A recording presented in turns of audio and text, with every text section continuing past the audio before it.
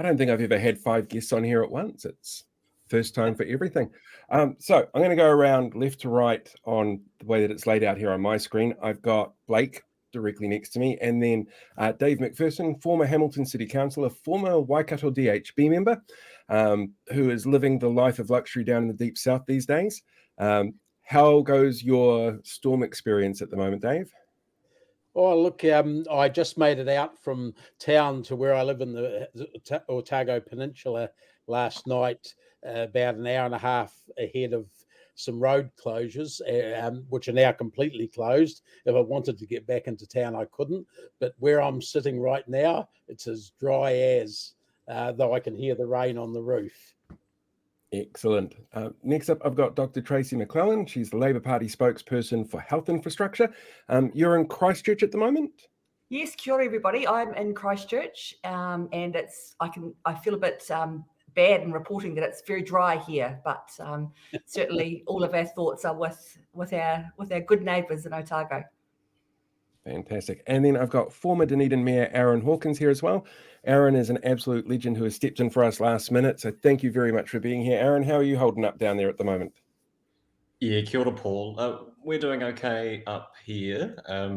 Very aware of the privilege in saying that. It's pretty grim down in some places on the flat and out on the peninsula and some of our outlying townships too. And I just want to start really with acknowledging the council staff and civil defence and emergency management staff for their incredible efforts over the last 48 hours, and the community actually for the way that they've banded together and supported each other. We learned the hard way how to not do this back in 2015 and have kind of figured out how to survive these sorts of events, which is good considering we're going to be staring down the barrel of more of them, sadly, as time goes on.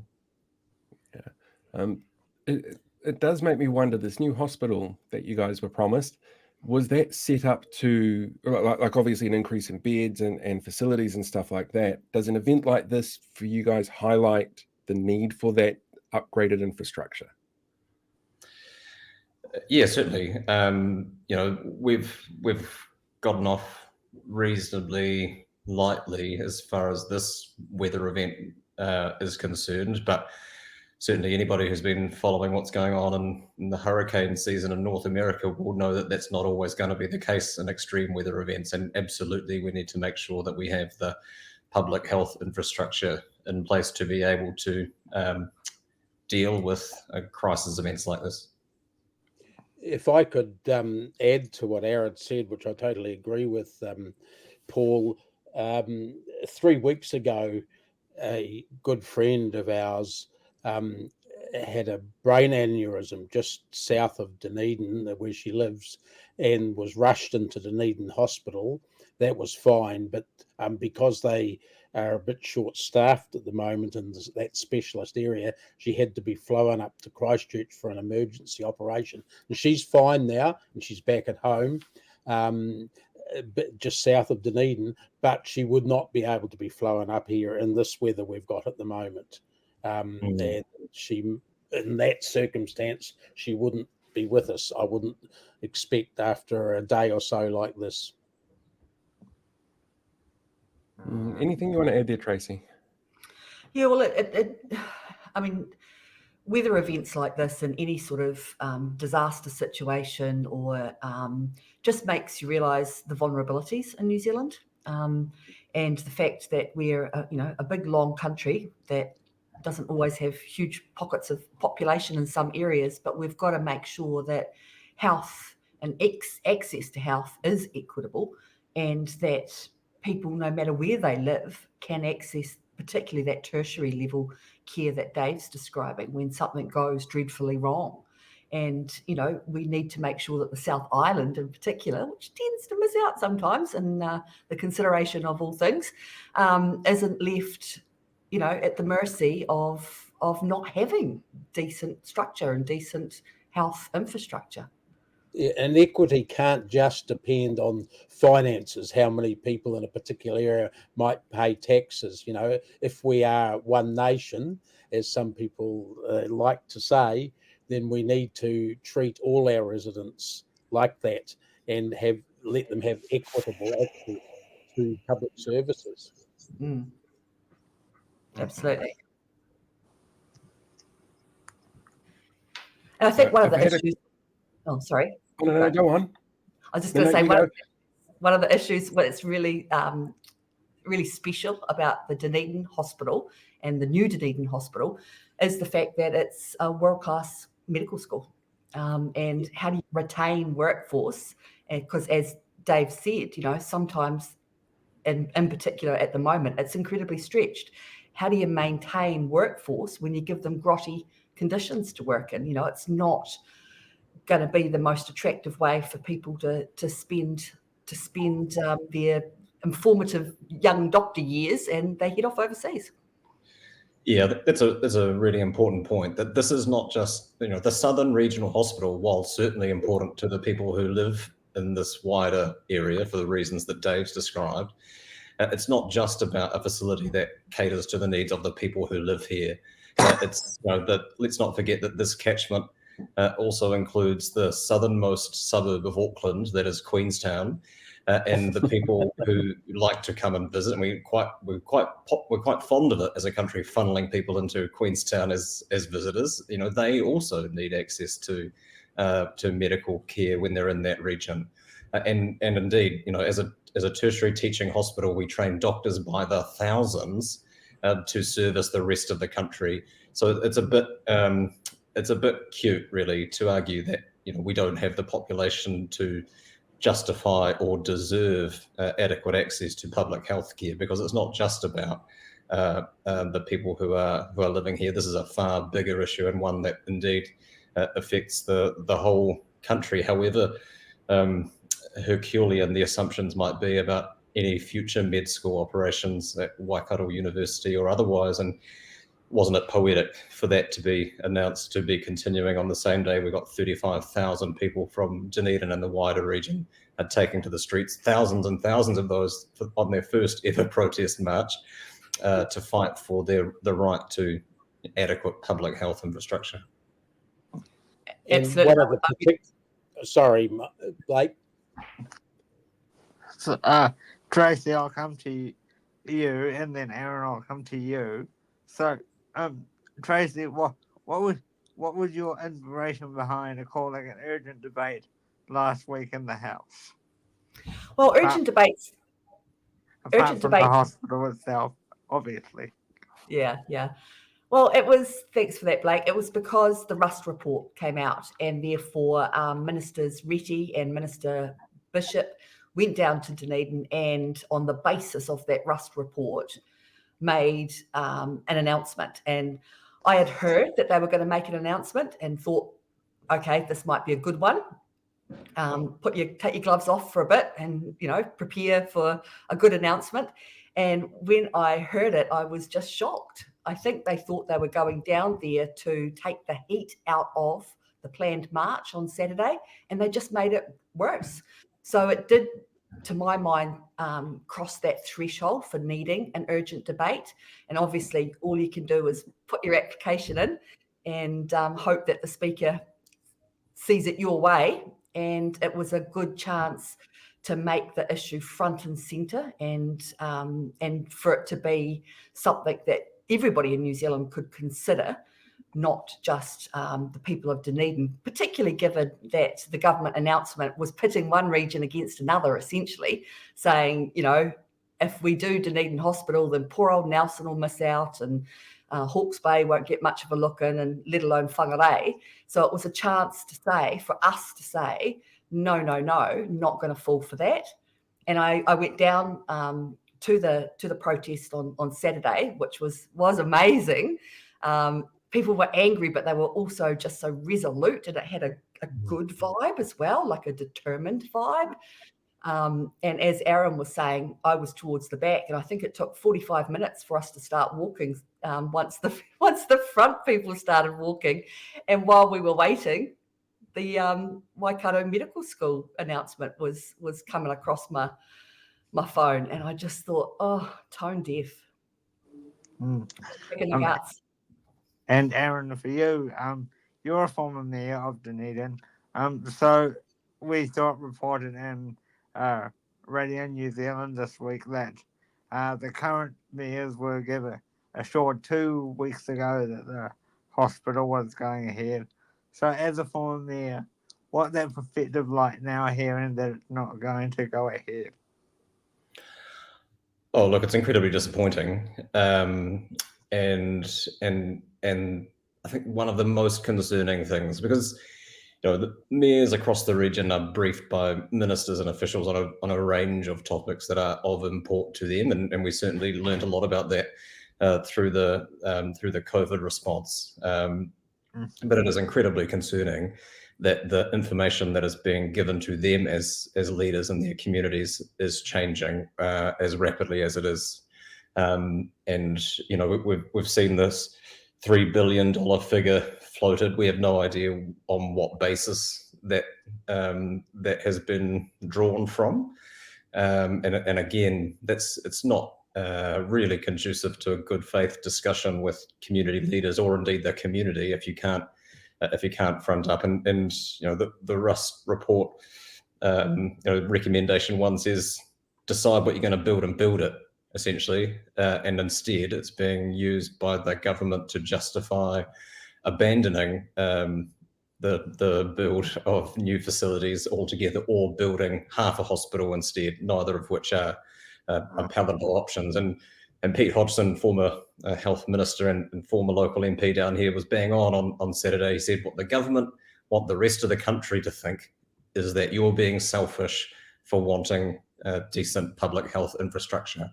And that's not, I've got no interest in this turning into a parochial scrap for crumbs of public funding for health. Whangarei, Nelson, Dunedin, we all deserve the public health care that our country can afford to build. It's a question not of money. I mean, it is of money, but really this is a political choice that has been made about what is a priority to this government. And, tax breaks for landlords and very expensive motorway projects, in some cases right next to existing motorways, seem to have no issue crossing the, passing the test for quote unquote affordability. But a tertiary teaching hospital that services the Lower South Island for generations to come somehow is too expensive. And I just don't think that doesn't wash, and I don't think it's convinced many people down here as an argument. And indeed, it has been encouraging the level of support we've seen around the country, and it's good that people aren't falling for that line, because it is a seductive one. I give them that. Mm-hmm. I find it quite ironic that we're having this hospital debate this evening, and yet the Prime Minister had another press conference in a fully built hospital room, hospital department today.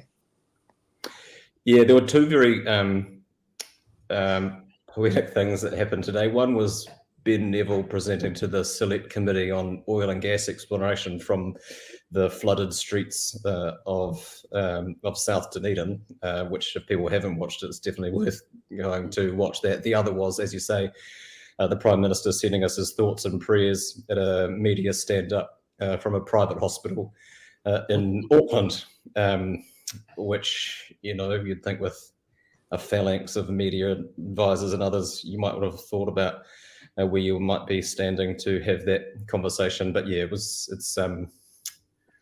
it's pretty instructive, shall we say. Tone deaf, yeah. Mm-hmm. I'd go with that. So I've had a couple of questions come in that I might jump to before they disappear off my screen completely. Paul, I'm going to get Tracey to comment on that first. Okay. Sorry, comment on what? Sorry, I missed. So what did you think of the Prime Minister having his first conference in a private hospital building? Yeah. Again, it's just tone deaf, isn't it? But the cynic in me says, and I know lots of people are speculating, is this all part of the old chestnut that you sweat the asset, that you manufacture a crisis, and that you start looking at different ways to provide health care in New Zealand that's not the good old public funded model that we're used to. And I think it's probably a bit early to push the emergency button on those reckons, but it's something we have to be vigilant about. And as Aaron said, with a plethora of PR people around him, he still managed to make that mistake, and one's got to question how much of a mistake it was. Mm-hmm. Go ahead, Paul. Okay, so I've started some questions that have come through from people, and I'll get each of you guys to answer this one in your own way. So the first one comes from Sam, and it's in the ballot. He wants to know, do you think that this event, and he's talking about the protest here, will make the government go on a U-turn about the hospital decision? I think, Dave here, I think it'll need more than just what we've done. Well, A, we're going to have to keep the pressure up. B, we're going to have to work on with other, but with other regions such as Nelson and Whangarei, Northland as well, so that get them to reject the argument that they're being pitted against Otago, the south, in terms of public health resources. We're going to need a bit of a united front on all the public services that are being cut in areas like this, so that it's not just Otago versus the government, or not just Dunedin versus the government. It has to be more than that if the government is going to be forced into a U-turn, I suggest. Yeah, this has to be the starting point, right? Certainly not a campaign in and of itself. And it was great to get 35,000 people. I think the announcement on Thursday certainly catalyzed that, mobilized a lot of people who otherwise wouldn't have. I think it needs to be broader than it can't just be a campaign led and conducted by the City Council. It needs to be something that the community take a degree of ownership and leadership of. I would never say never. Politicians do things for one of two reasons. One, because they think it's the right thing to do, or two, because they think they might lose their job if they don't. And if you can't win the first argument, you sure as hell can win the second one if you can get enough people to make the case. But I try not to. I mean, I grew up on the tail end of the cut the cable years in the deep south, and I try not to be too cynical about it. But you've got a cabinet with one South Island representative in it, and I think that is instructive as to this coalition government's priorities geographically. Queenstown needs investment because it's a tourism cash cow for the country. Christchurch, begrudging acceptance perhaps, in the rest of us kind of fighting for seats at the table, really. But certainly this is a regional issue, and it needs to be felt regionally. And it was interesting, there was a community-led march in Wānaka as part of this. We've got the not particularly activist population of Westport also marching in support of public health care. I think people are realising now that the chickens are coming home to roost in terms of this government and its priorities and where they aren't. Yeah, absolutely. And I think you're both 100% spot on. It is the beginning, and it's an opportunity to organise, and it's an opportunity for lots of places in the South Island that often feel a bit left behind and a bit left out to coalesce around an issue and show that solidarity. I went to Nelson on the Tuesday following Tuesday following the protest, and we had a public meeting up there about Nelson Hospital. And as soon as people were coming in the door, the first thing, almost without exception, that they were saying was, pass on our regards to Dunedin. Dunedin need to know we are 100%. And Dunedin, we don't want to be used as the excuse for Dunedin not getting what they were promised. And I just thought that was really encouraging. And it's human nature. Sometimes when a fight goes on for too long, you get worn out and you get used to it, and you start thinking, oh, well, maybe the lines that are coming from the government have some merit to them. Maybe I'm catastrophizing, maybe I'm being unreasonable. And I just think that the community, and it's got to be, at that community level, just need to keep going and keep encouraging each other.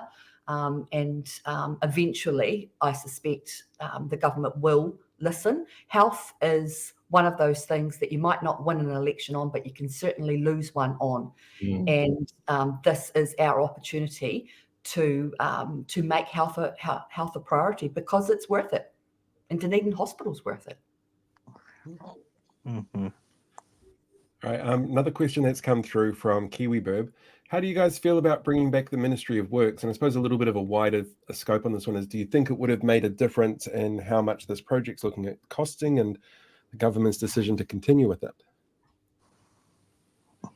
Yeah, I think one of the things that we certainly did in government was the Infrastructure Commission, which I think is a step in the right direction. And there is truth to the fact that we don't do infrastructure well. And that's not for a lack of trying, or not for a lack of understanding what needs to be done.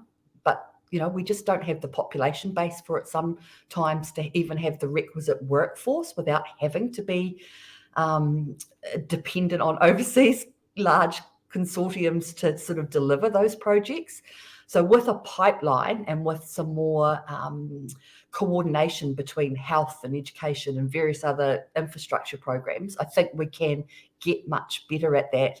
And a kind of a Ministry of Work, or a modern Ministry of Works. I don't know if we want to go back to the old iteration of it, but I think we are moving closer to that sort of grown up modern concept of a Ministry of Works. I think if you asked the general run-of-the-mill Joe or Jane Kiwi out in the street about what needs to happen in the infrastructure area, they would agree with the idea that it shouldn't be political, that there should be a long-term plan, that it should be equitable across the country, and that it might cost money, and they should know what they're going to get for their money.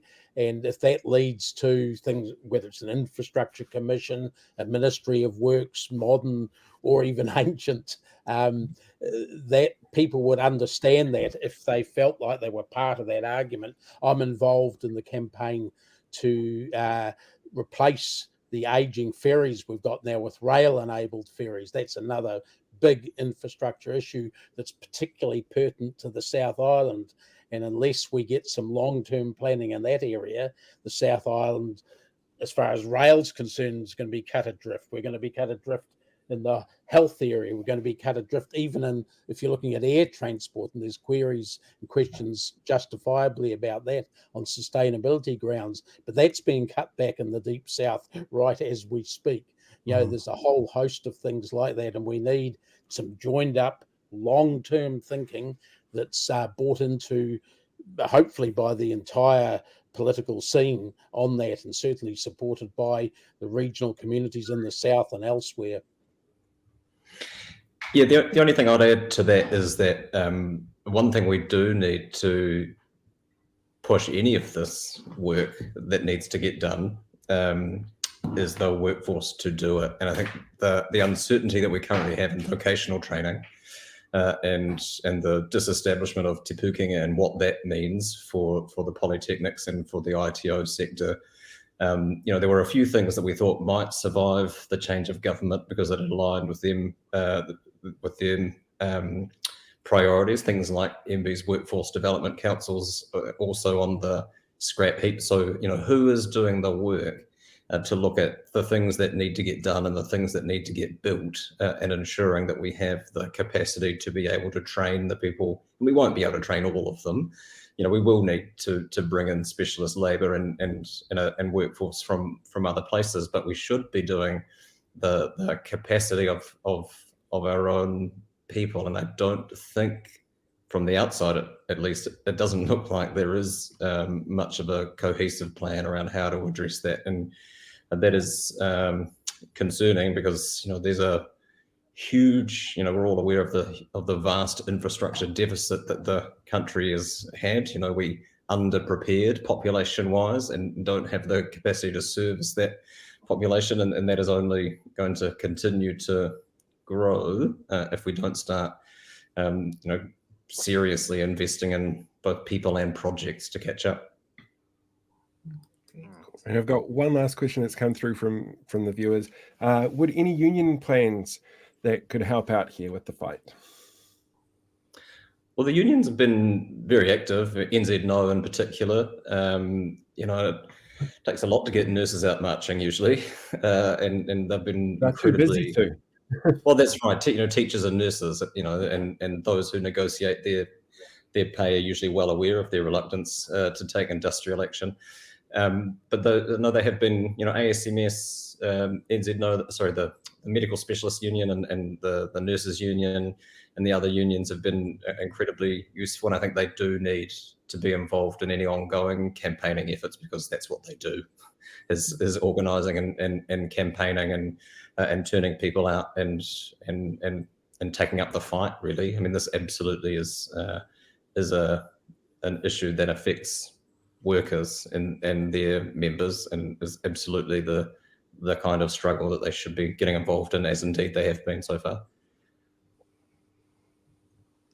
Yeah, and Anne Daniels did a good job on Saturday representing NZNO, and I used to work for NZNO before I was a member of Parliament, so well versed in what it takes and what we need to do to get not just attention but to bolster all the resources when we need to get boots on ground and take action. So they'll all of those unions would have got together and thought about the longevity as well, and making sure that we don't allow people to just satiate into this, oh well, nothing more we can do about it.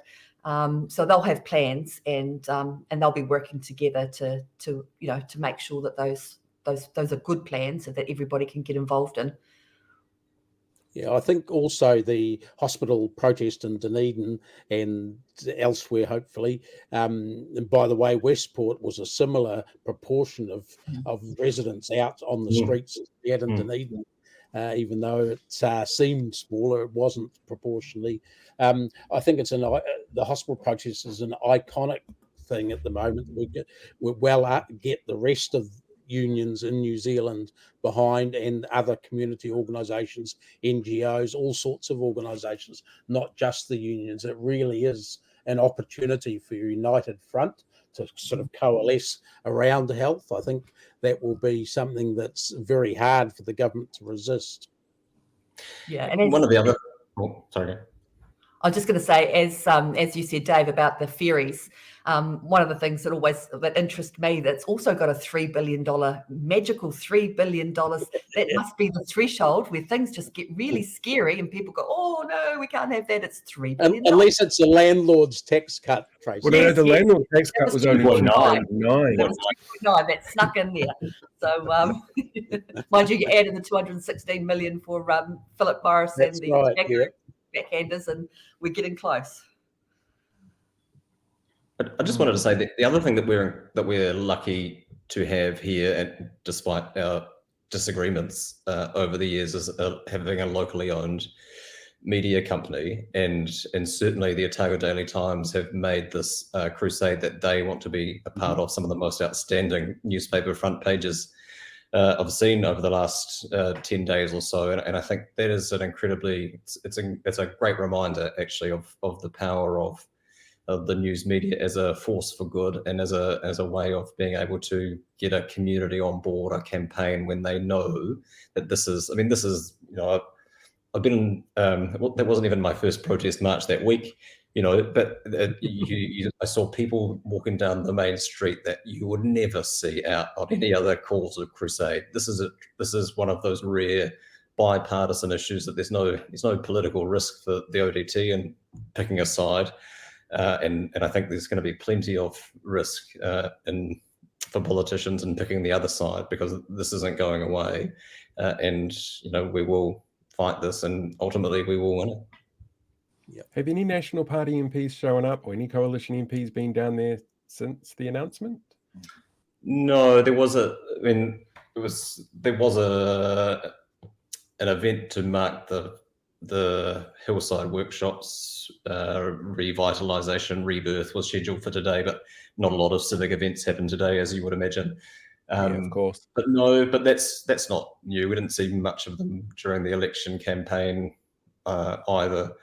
And so, that's, and while Dunedin hasn't had a National Party Member of Parliament since Richard Walls in the early to mid 1970s, the wider region are very much well served. And and Daniel's point was well made on Saturday. Their constituents are being sold short by the U-turn that we've seen here, and while they might choose to take their rural constituencies for granted electorally, that's a brave thing to do, I think, in the current climate. And Anne named every one of them, which was great. Any last questions, Blake? One more question for Tracey before you go. So what's your mission in opposition moving forward to advocate for this hospital to be built? I think my mission in opposition, which has got a nice ring to it, is to absolutely advocate. We had similarly made a promise to build Dunedin Hospital. We'd been through our own ups and downs with the project. As you'll know, it was value managed. It has been reviewed over and over again. There is just a point in time where you go, it's just costing more to do nothing, just do it. And it really is a political choice, as was said earlier. We're not a poor country. If we can give $16 billion in tax cuts, then that is a huge amount of money that could have been spent elsewhere. And it is about political choice, and I was on ZB earlier today, and they were talking about the climate change adaptation inquiry that's just finished. And it was poignant because, as you said, Aaron, even with the Crown Minerals select committee process today, and I can't remember the gentleman's name, but he did a fantastic job of flood-torn South Dunedin. And I was reminding people that had clearly forgotten that this government has also stripped out $3 billion, magic $3 billion, of climate-related funding. And all of those things do come home to roost. And at some point, you've just got to go, what is the best priority? What is the number one priority? And I don't think people mind paying for hospitals. I don't think people fundamentally, there's something psychological about going, I want to see bricks and mortar. If I need a hospital, I want to know it's there. If I need tertiary emergency care, I want to know it's there. If I want to go to the GP, I want to know that we're training them, and we've got medical schools that are doing a good job, and we've got world-class healthcare. Because healthcare is not just about hospitals; it is about the care that's given in hospitals. But I don't think that people mind paying for that, and it's just a matter of making that a priority.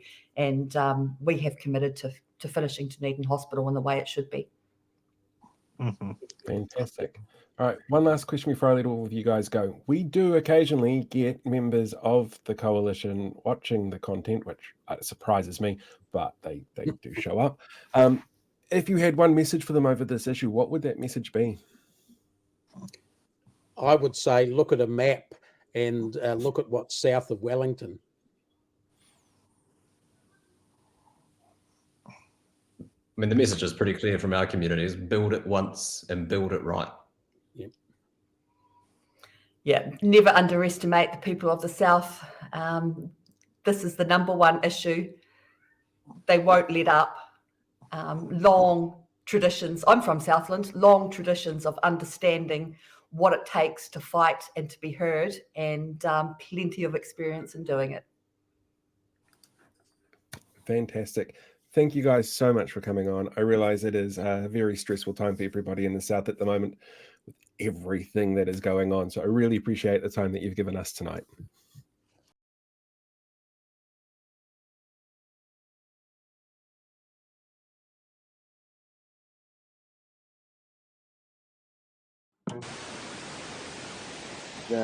Here.